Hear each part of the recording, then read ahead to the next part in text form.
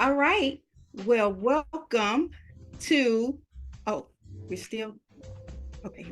All right. Well, welcome to this is February's edition of So What's Your Story? And I am your host, LaQuita Parks. I am the CEO and founder of PayProV Publishing. And PayProV is pain, progress, victory, because I believe without pain, there is no progress. And without progress, there can be no victory. And I help people take their stories from a thought to a realization. And I'm super excited because today you guys see all these faces?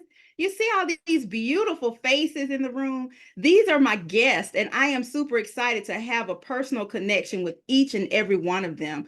And so we're going to have a bunch of fun. So listen, what I want you guys to do, if you're listening to the sound of my voice, I want you to tell a friend, phone a friend, and then have that friend to phone a friend and tell them they need to connect live because you don't want to miss this. We have some amazing people in the house today, and we're going to talk about stories. So stories shape our lives. I don't know about you guys, but I'm all about the stories. I am all about the story. That's my job, and it's one that I take very seriously. So I love helping people take their stories from a thought to a realization. And stories shape our lives, whether they are heart-wrenching, whether they are sad, whether they're happy, whether they're funny. Stories shape our lives. And you know what? And it doesn't even have to be a story that you know. Books with stories, they shape our lives. How many of you how many of you in the room tonight have a favorite story? I want to know how many of you have a favorite story. Dom, you have a favorite story. Dom, you wrote a story that's one of my favorite stories. Okay. So how many of you have a favorite story? Okay. And do you remember the story from childhood? Do you remember that story? There was something in that story from childhood that made you think it warmed your heart in a way that it still stays in your heart. Okay, so stories make shape our lives. And tonight we're going to personalize this. We're going to talk about our stories because I believe that our stories have the power to heal. Our stories have the power to help, and our stories have the power to change a world. So somebody's always waiting on the other end of our story so that they can get healing from their stories. And they may not even know it yet. They may not know it. So I don't know that it's your story, Dean, that I need until I hear your story. That's why it is so important to share our stories. And those of you who know me know that I am not a hoarder of my story. Okay. You cannot be a hoarder of your story because if you're a hoarder of your story, then you can't help the next person. And I don't know about you, but Calvin, man, you already know we have a responsibility to help somebody else with our story. Am I right? Am I right? Okay, so without further ado, we're gonna go ahead and get this party started. So I already introduced myself, and I'm gonna go around and have everybody to introduce. And when you introduce yourself, I want you to tell me what your favorite book is. It can be one that you just read. It could be one from your childhood. Hey, it could be my little fun book, Ouch Lies Hurt. Okay. It can be this little fun book. It can be whatever your story is. So I'm going to start, and I already introduced myself, but one of my favorite book in the Bible, I love the Bible. One of my favorite books outside of the Bible is Wally Lamb, She's Come Undone. I remember reading that story when I was a young adult. I was a mother. I was a young adult, and I remember my oldest daughter likes to read and sharing that book. And every time we would go somewhere, it was like, here's a Wally Lamb. Just the way that he wrote, I resonated with that. So that's my favorite book. And then every book that I've published has become my favorite book because I can look over to my left on my shelf and see those books there, and I know them personally. So that's my story, and I'm sticking to it. So we're gonna go ahead and start with Kevin Vaughn, and I know Kevin is a part of our organization. Yes, ma'am. I'm so excited about that right there. Introduce yourself, Kevin, and tell us what your favorite book is. Oh, thank you so much, LaQuita. First of all, good evening, good afternoon, everybody all across the globe there. My name is Kevin Vaughn, real quickly, CEO and founder of the Men Let's Talk Network. It is a family network, not just for the men, it's for the entire family. And LaQuita, my favorite book, man, I still love this book to today because it really changed my life as far as people skills and just working with people like yourself, and also, of course, in business as well. But How to Win Friends and Influence People. Ooh, man, by Napoleon Hill. That is my Yes. favorite book because it helped me understand how to treat people, how to work with people, whether it's personal or in business, but how to win friends and influence people, guys. Outside the Bible, of course, Bible's number one. Please get that straight. But definitely, How to Win Friends and Influence People by Napoleon Hill. Thank you so much. That was powerful. I love it. I love it. Don Martini, what's your favorite? What's your favorite book? Greetings, beautiful souls. My name is Don Martini Celine. I am an author, first and foremost, an educator, author, combat veteran, a host of many other things, podcast host, and I'm excited to be here. Excited to, founder and CEO of a nonprofit here in New York City. I just keep forgetting these things. I got so much things and functions that I operate in. But my favorite story, because I'm an educator and I teach reading language arts, would have to be Charlotte's Web. There's something about, and if you've never read it before, I would implore you to, and I see some head nods, that means that some folks can relate. Something about the personification of the animals that was given to them and seeing what the things that we attribute to ourselves as humans, and the things that we fear, the desires that we have, all the motivations that we have put into these animals, and the moral or the theme behind the story, it really impacted my life to the point where it made me make some great decisions when I was in grade school, based on the story. So Charlotte Webb's will be mine. I love it. I love it. I like Charlotte's Web too. David Patterson, my friend David. Yeah. Uh, my favorite book, well, obviously most of us, the Bible, that's right off the top. But I've been Think and Grow Rich by Napoleon Hill. And the reason being, when I first read it, I think I was about 24 years old. So that's some time back. And I remember I was on the plane on my way to Germany, and I was in the section of faith. And so one of our engines went out. And so now, now your faith is going to be tested. And everybody was panicking and screaming. And now we soldiers now, but when you start thinking you can ready to crash, some of that soldier hood go out the window, right? Mhm. Well, I said to myself then, and I wasn't trying to be selfish, but I was exercising my faith. I said, if this plane go down, I'm walking off of it. Well, the plane went down, but it didn't go down like that. And I still walked off it. So from that point, the book goes quite a few chapters, covers thoughts and, subconscious, yada, yada. And it was kind of the beginning of me starting to take charge of my thoughts, my imagination, my emotions, because my emphasis in school is on emotional intelligence. And it starts with emotional intelligence tells you that you have to be self-aware. So it allowed me to become very conscientious of me, not by what you say, what you think. And I recall real briefly when I was in school, a teacher made a prediction. And at the end of the prediction, I said, well, I can't let the opinion of someone else be greater opinion I have of myself. So that's my story. Oh, I love that. I love that. I like Think and Grow Rich too. All about the mindset. Yeah, yeah, yeah. Changing that mindset. I love that. I love that. Key we're gonna come to you. What's your favorite book? Hello, everyone.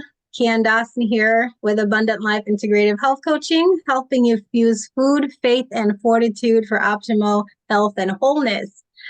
My absolute favorite book is the Bible, and I'm excited that many of you have that as one of your favorites as well.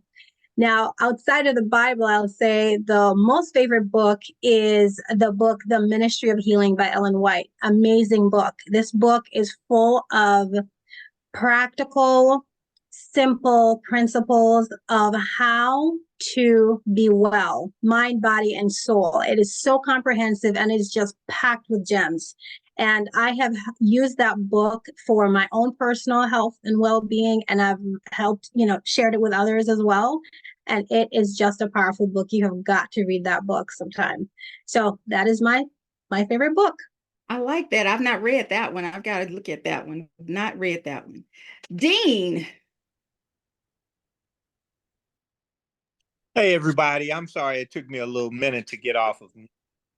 My name is Dean Lillard, and I'm an educator, a former principal, and that's where I met LaQuita, and she really blessed my life as far as the school was concerned, but it's even more of a blessing right now. Uh, Oh, my favorite book, again, like everyone has stated, is the Bible. Uh, I think that my favorite book outside of the Bible would be A Kingdom Man by Dr. Tony Evans, because it's allowing me now to reach my full potential, even through education, working with teachers now to help them help students is really key.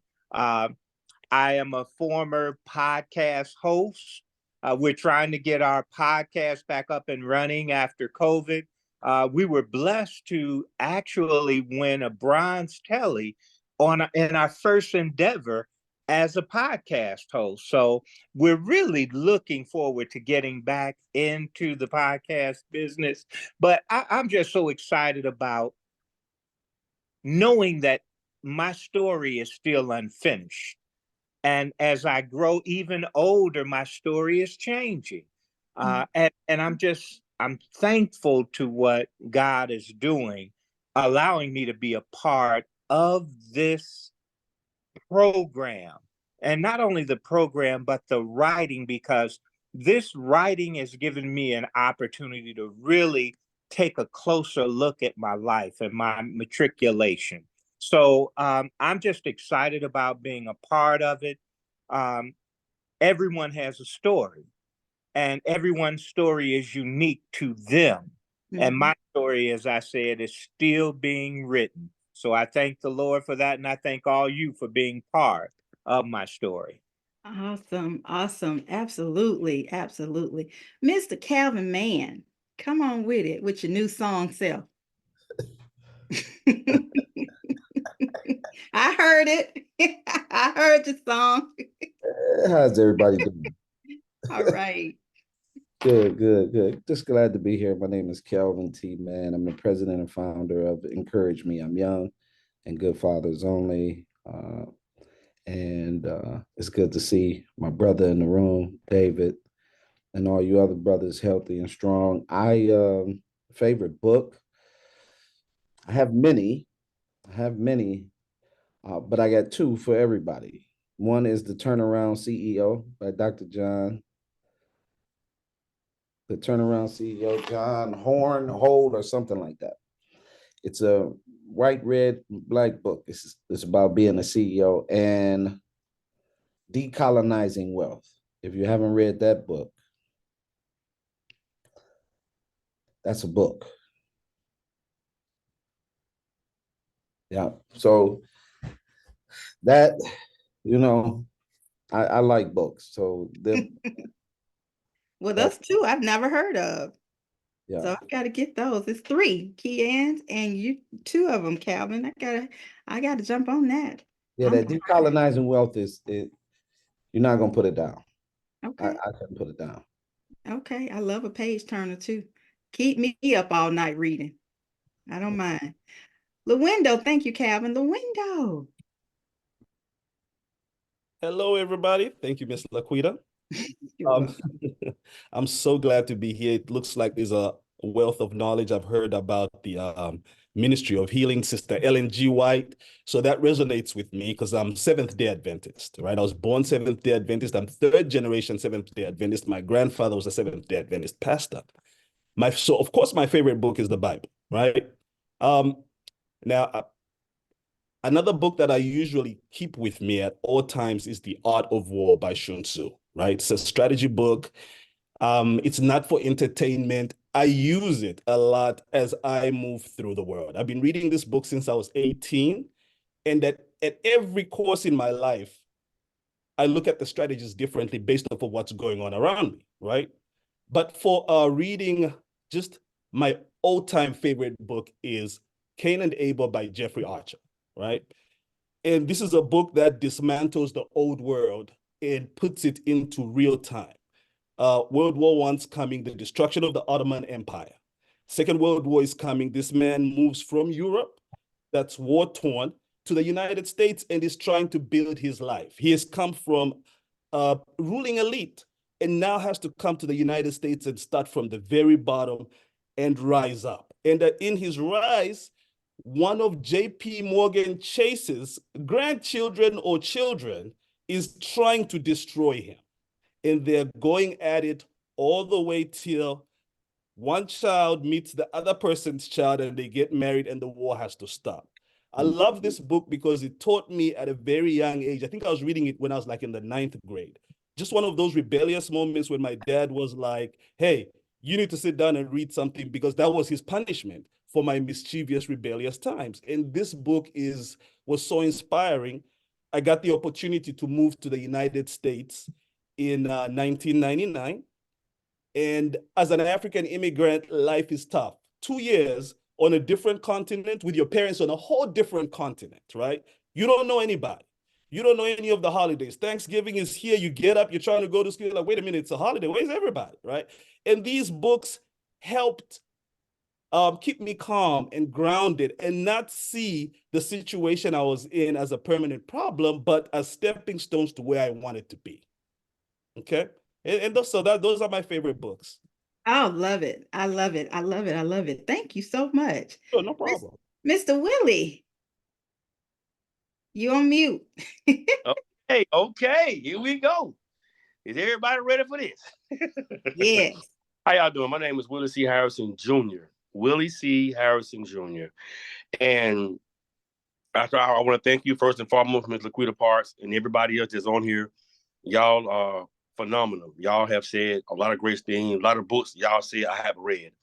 And first, and I got to say, peace and blessing be upon everybody's on this show tonight. Thank you very much, and for tuning in and listen to each other's story as Black men. And like you said, it's Black History Month. But it's 2 books. Well, it's 3 books. I got 3 books. 3 books. First of all, I'm Muslim. My first book is the Quran.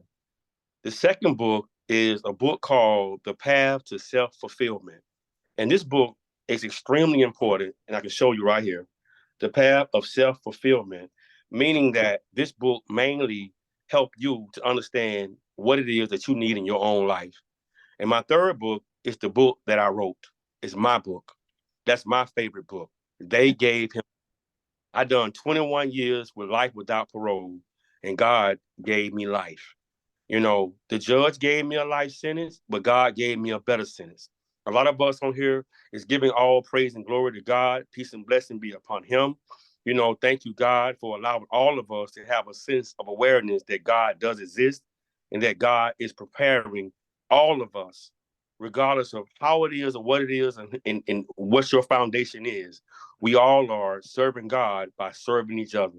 And that's what we're doing tonight. We are serving each other through the will of God. And that's most important, that resonate better than anything in this world. Those are my books. Those what I like. And I inspire everybody else that we continue to grow and to learn more about the books that need to be implemented in our life to make us more successful. Thank you. Oh, I love it. I love it. Love it. Love it. Mrs. Harrison, come on the camera, girl, and tell us about your favorite book. Did she tip away? She must have tipped away.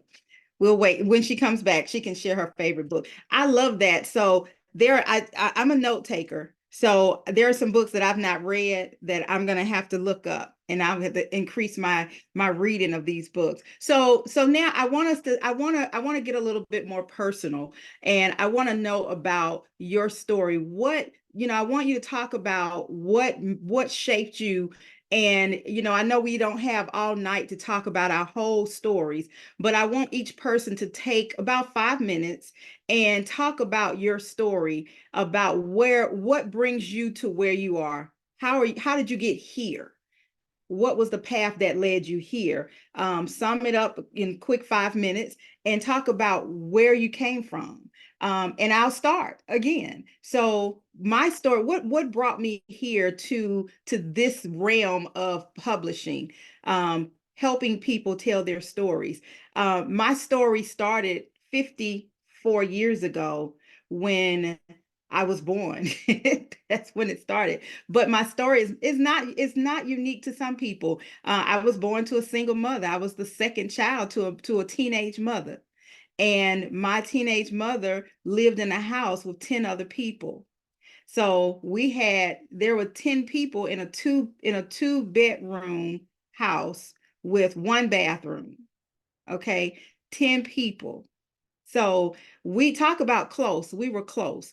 And life really started, my battle really started when I turned 4 years old, and I went into the hospital to have my tonsils removed, and I was discharged 3 months later, and I could not walk, and I was told that I would not ever walk again because a nurse jabbed me in the thigh with a needle after I had a successful tonsillectomy surgery. And this happened at Grady Hospital in Atlanta, Georgia.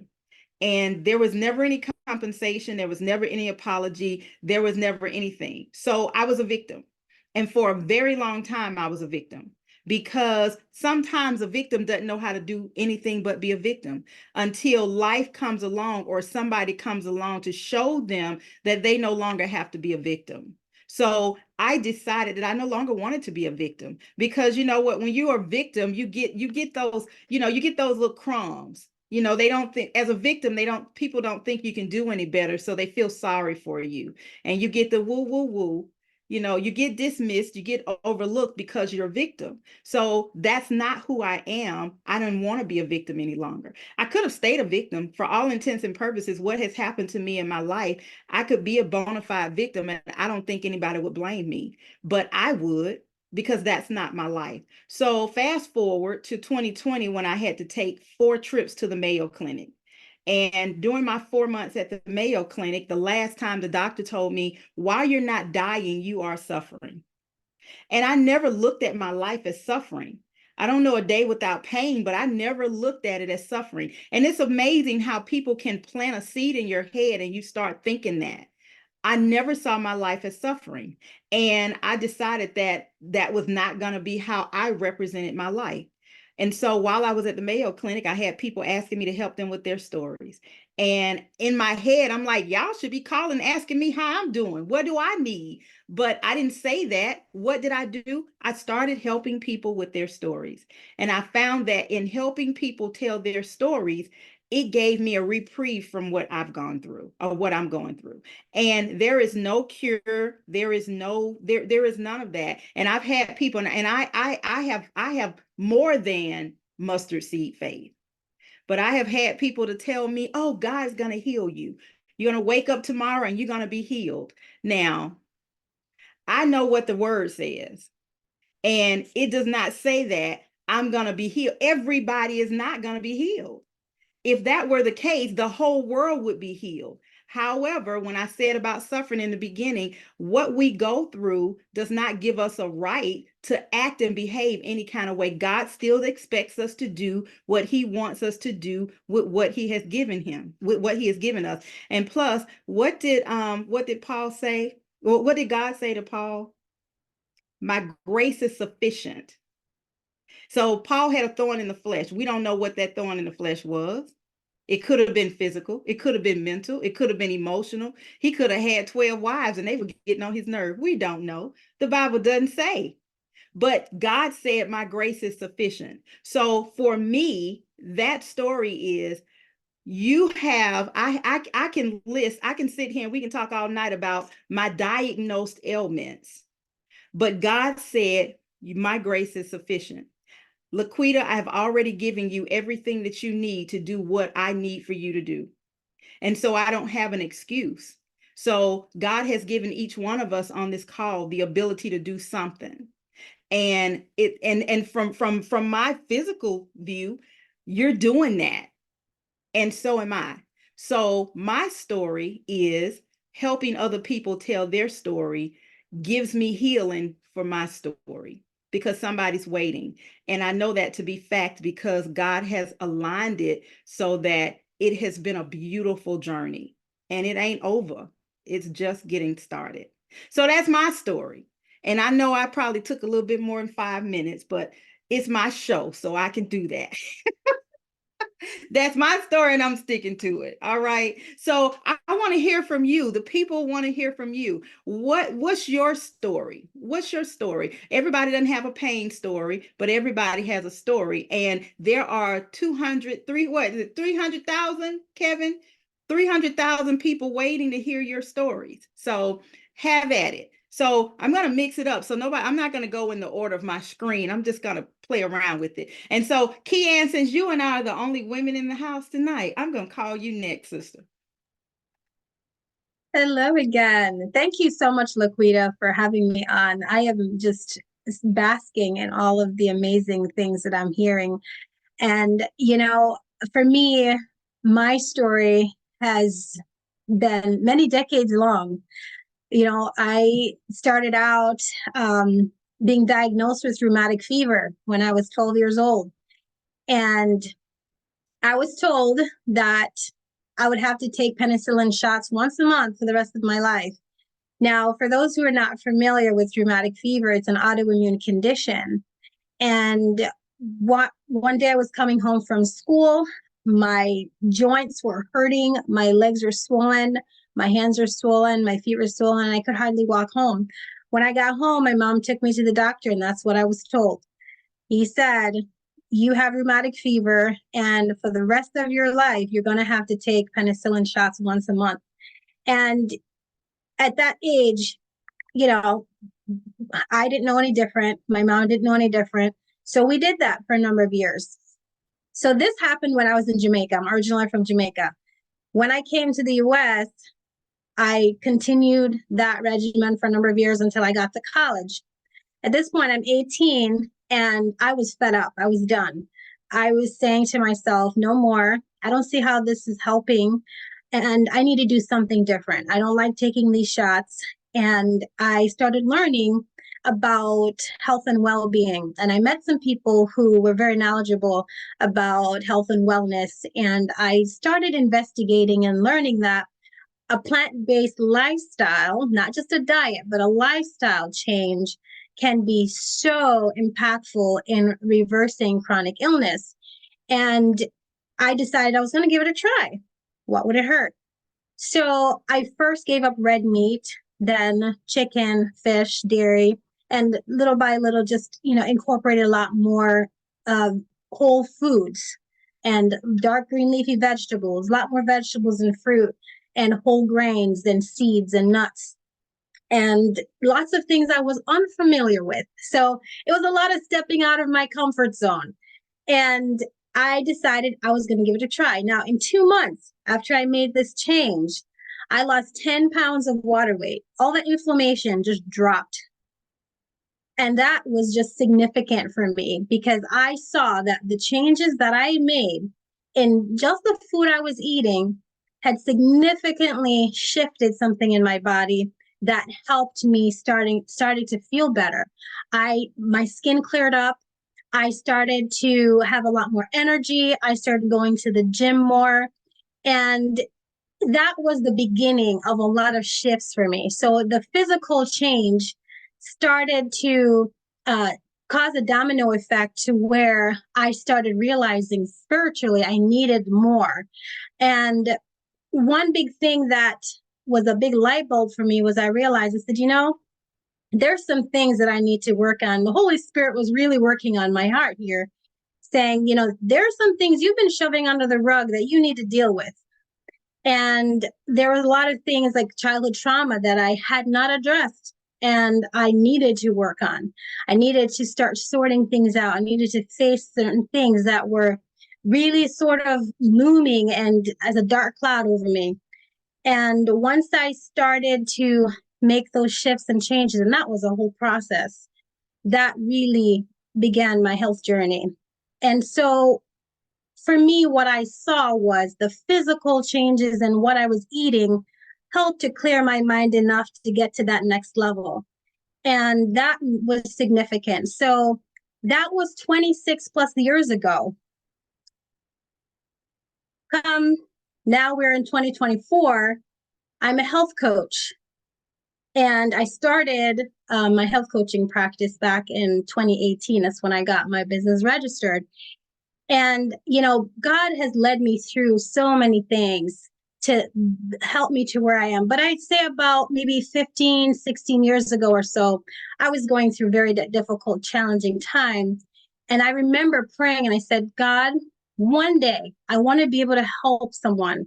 I want to be able to help people in a very impactful way, like you've been helping me. I want to be able to help people on their healing journey, like you've been helping me physically, mentally, and spiritually. And I said, Lord, when I get to a place, when you carry me to a place where I am strong enough to stand on my own 2 feet, I would like to be able to help others.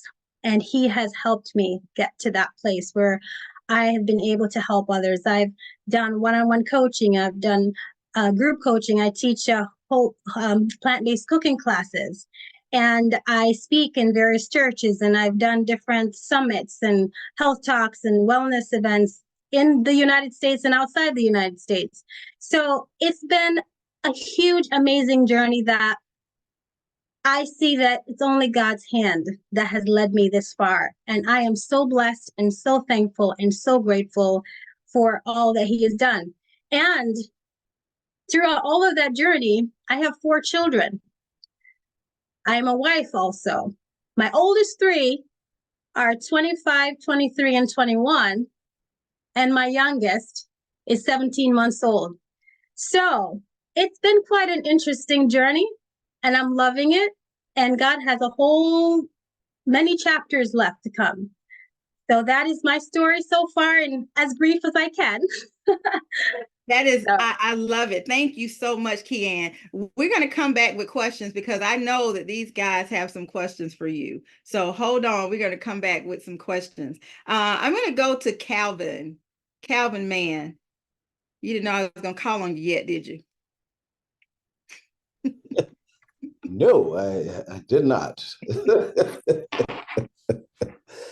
Yes. So what's my story? Yes. Oh man, which one? There are so many. You know, when you go on a journey, everybody in here gets stories, right? So which one could I possibly share that put me in a position? I was working at Northwest Airlines. This is when I saw God in my life. Was working at Northwest Airlines, and the one thing that I knew was every time you get a black manager, that was how Northwest would fire you. Mm. So on this particular day, they came at me hard. And so I made an error. I signed the paperwork for the pilot. The plane pushed out. They called the supervisor who was running the airplane. Then they called me in and they fired me. Mm. The manager had been trying to get me because I was helping all these families on the grounds. So I had managers' kids. I had friends. I was helping people get married. Like I was doing my thing. And they fired me. And so my daughter had real bad eczema. And I was watching her suffer. So I took the last chance agreement. And we got back on the clock and she, was able to get, her eczema cream. And, I went on with my life. So I was carpooling with a friend. His name is Anthony. And so I was carpooling with him. I had been laying shirts with kids was getting killed. I had a pocket full of money from selling t-shirts out the trunk. He pulls up to the credit union, right? And so I'm sitting there as a disgruntled person, and I say, man, bump these t-shirts. Man, I'm not nothing. He told me, he said, man, shut up. You're going to do everything God told you to do. So he gets out the car and I'm sitting in the car and I got a pocket full of money and the red light goes off. I say, hey, let me go on in here to the credit union and reopen my account. So I'm in my Northwest uniform and I get out the car, I walk in, it's packed. He's standing in line and I go to the corner and this lady had the reddest hair I had ever seen. And so as I'm waiting for the person in front of me, she keeps looking at me. I sit down, and as I'm sitting there, she's typing in my information. I run my clock number 221168 like it's automatic. And the lady says to me, "What do you do?" And I said, "I'm start looking at my uniform." So she asked me like 3 times.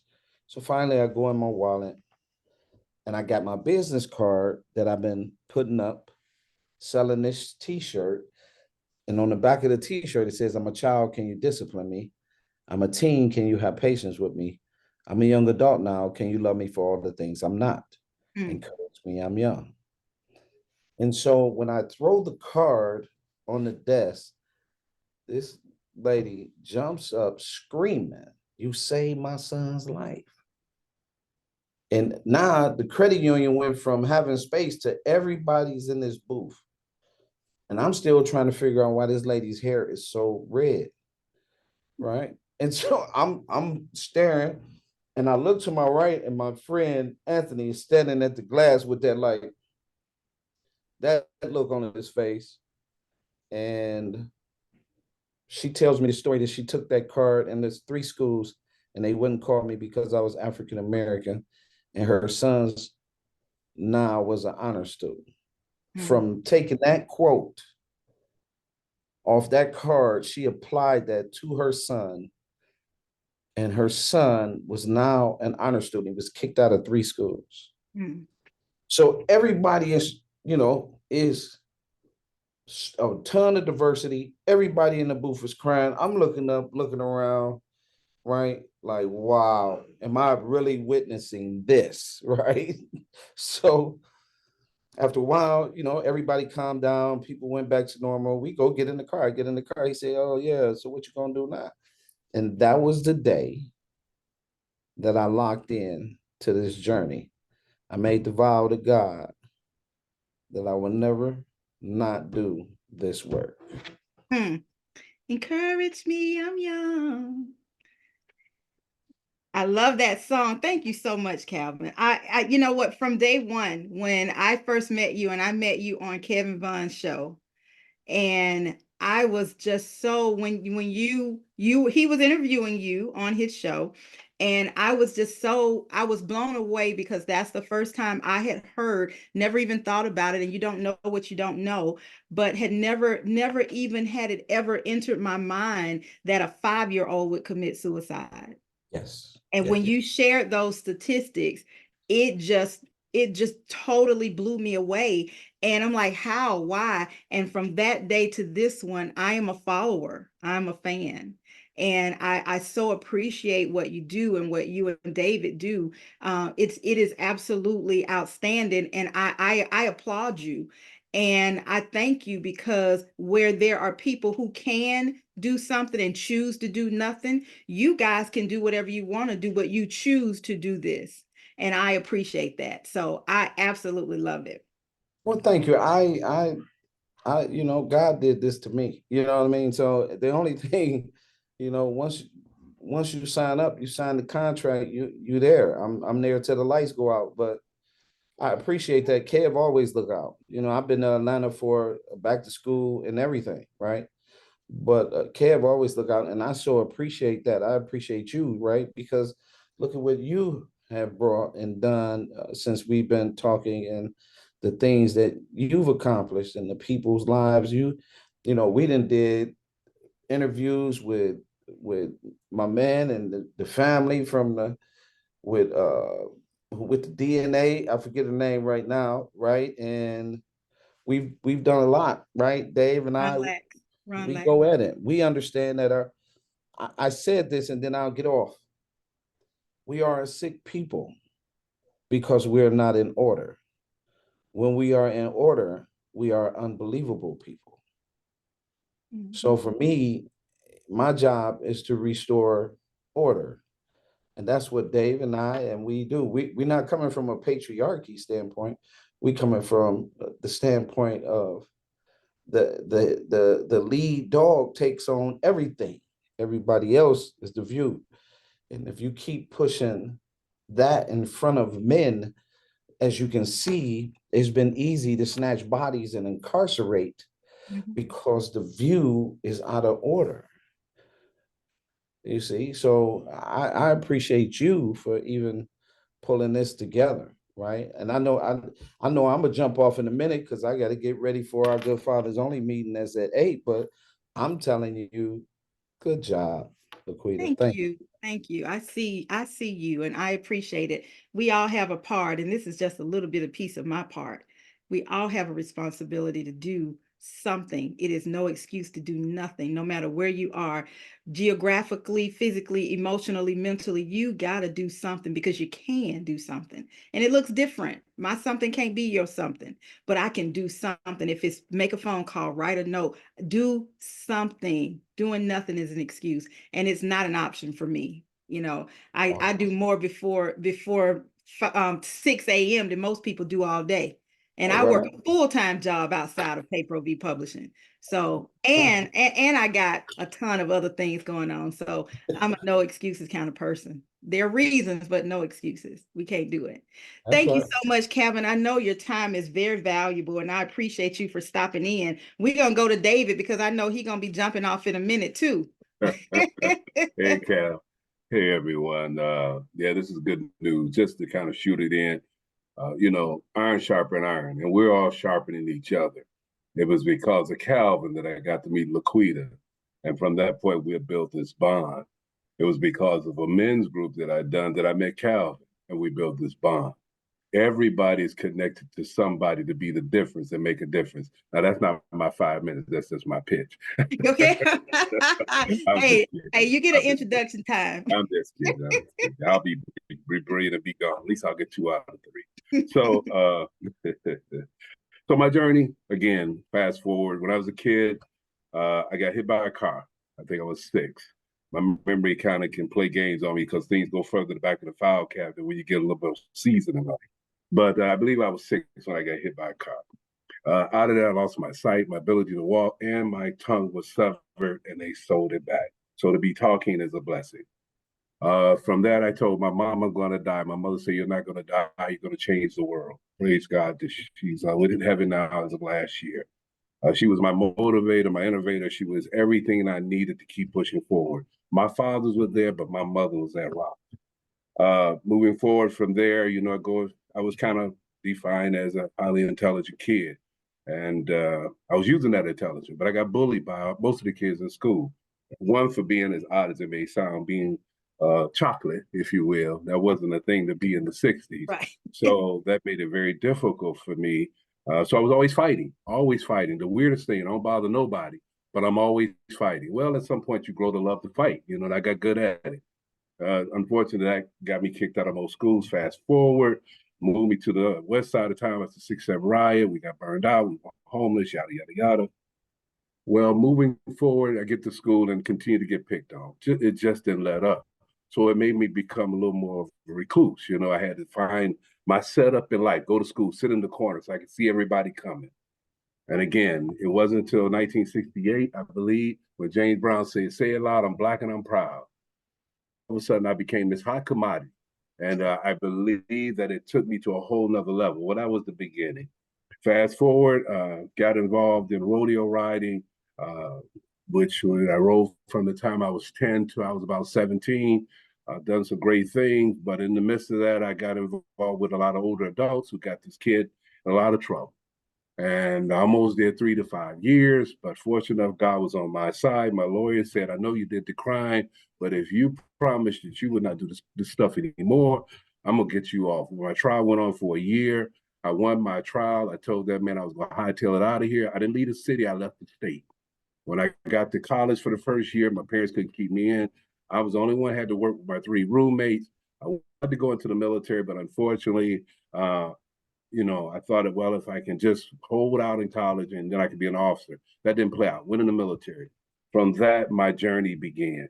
It began to allow me to become the leader that God innately put in me. And it set the path for me to be the difference and make a difference.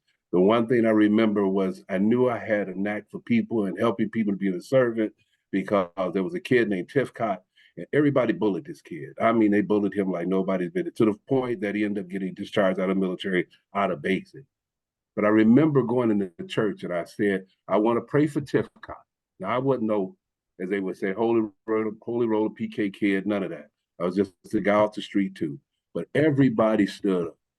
After it was over with, somebody came back and said, you should be a counselor. I said, that might be a good idea. I was going to the medical field. Well, I did end up becoming a counselor, then first a medic, then a combat medic, then went into mental health, and the beginning of understanding human behavior, understanding people.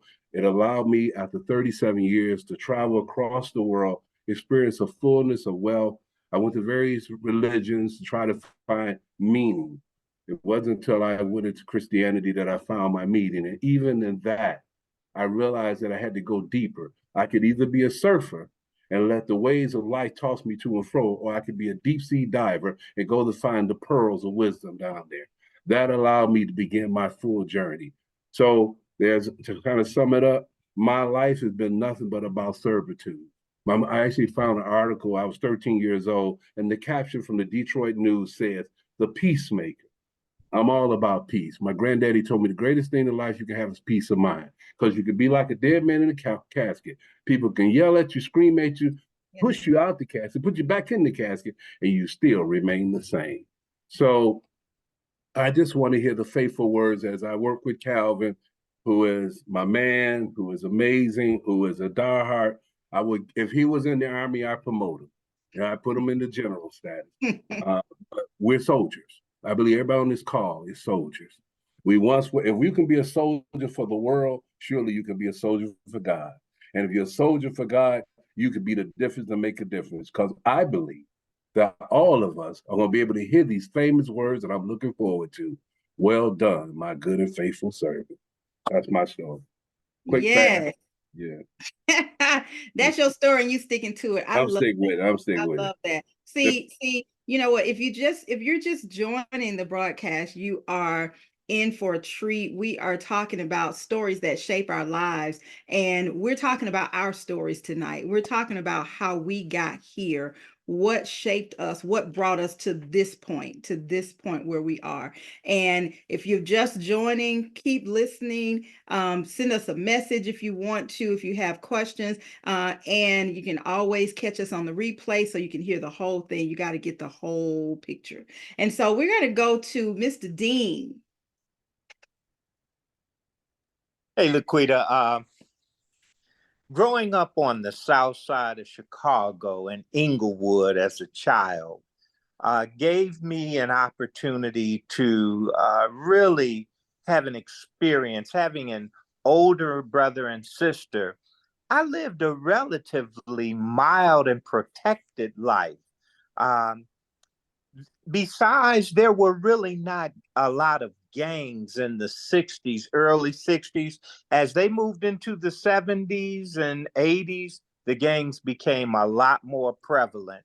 But by that time, I was in elementary, middle school, and high school. Never really got involved in any gangs, even though everyone tends to think that anyone from Chicago is in a gang.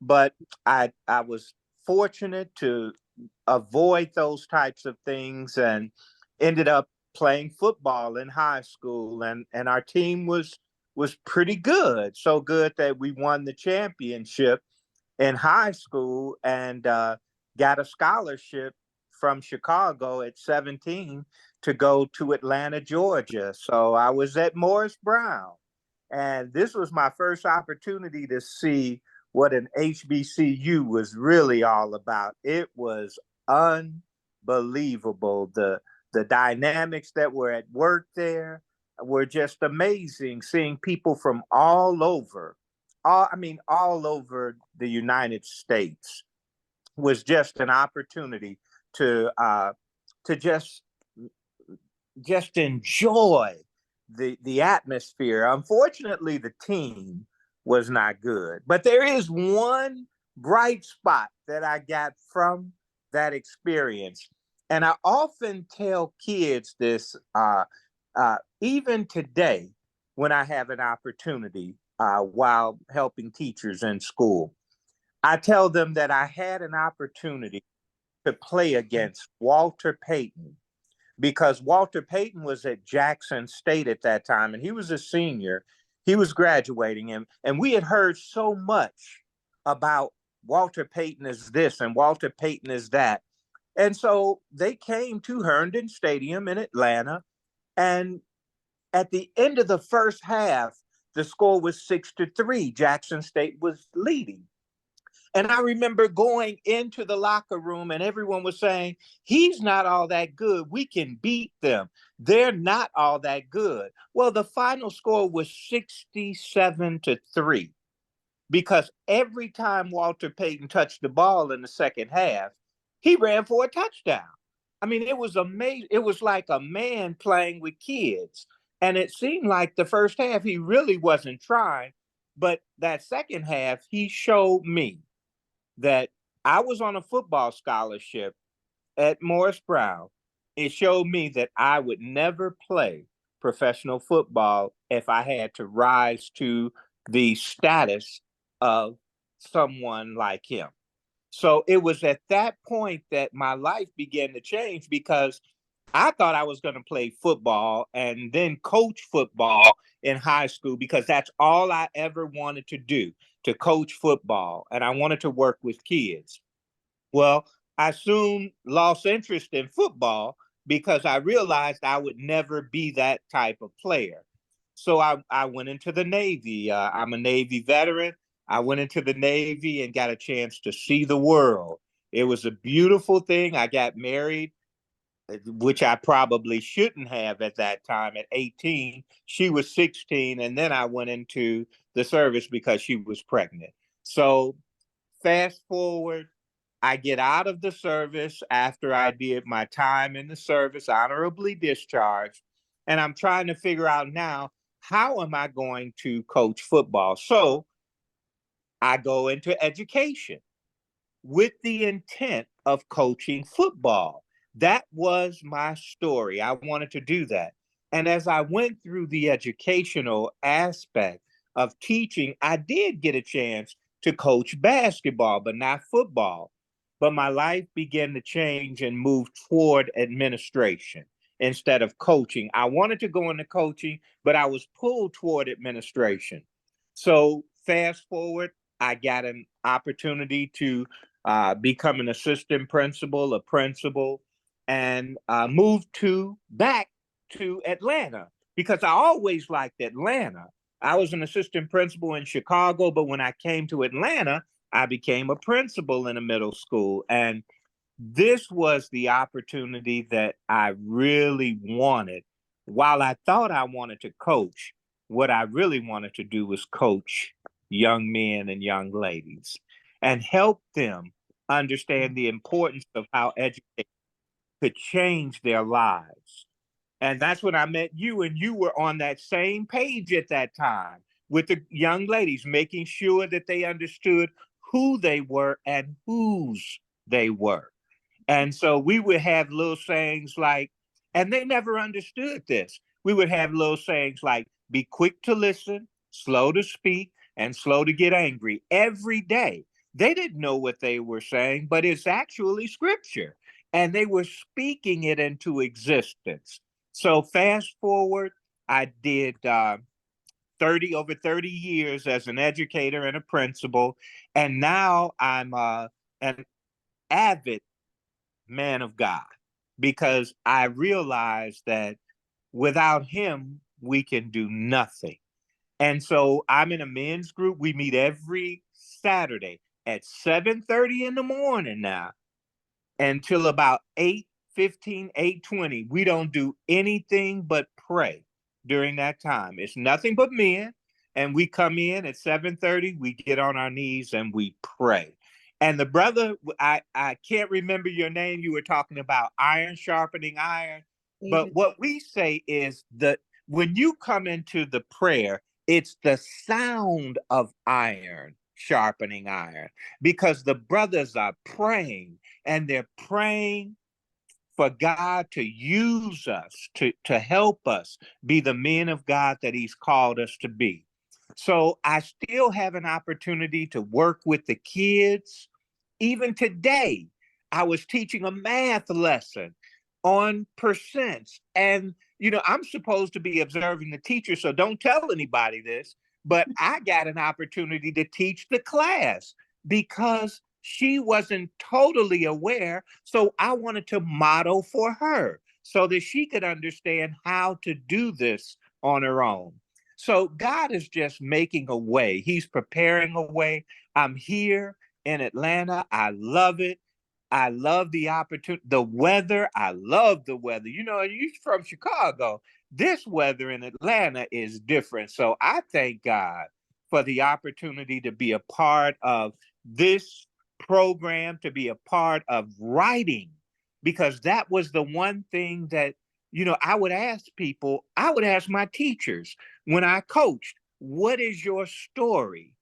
And now it's being asked back to me, what is my story? So now I have to take a introspective look at my life to see why I'm where I am today and what God wants to do with me right now today for the rest of my life. So I'm just in it for the long run. I'm in it to win it because I know that God does not make mistakes. So one other thing I want to say about excuses, because you brought it up, so I definitely want to tell everyone this. Excuses are tools of incompetence. They build monuments of nothingness. And those who specialize in them are seldom good for anything else. So thank you, LaQuita. I thank you for being a woman of God and for trusting all of us men to tell our stories. Yes, thank you so much. I mean, I got goosebumps. I am absolutely loving this. I'm taking notes.